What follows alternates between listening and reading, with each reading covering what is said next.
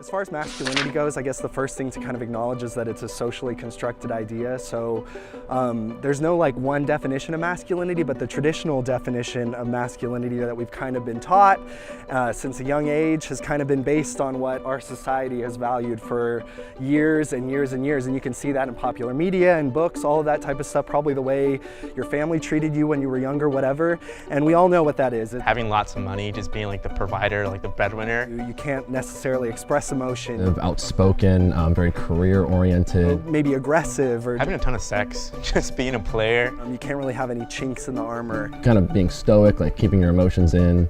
And so once you've kind of like established that this idea is socially constructed and there's no like actual one definition of it, you know, you can kind of like start to expand it, and it's honestly like pretty freeing. So you know, there's nothing like inherently wrong with like this traditional idea of masculinity, but it's more when those types of behaviors can be so ingrained into the way that we behave and the way we think that it leads to a really unhealthy and aggressive behavior. So a lot of like the interpersonal violence and a lot of the, you know, type of aggression that we see, you know, in our society today and on college campuses is kind of a result of these like traditional ideas, unhealthy ideas of masculinity.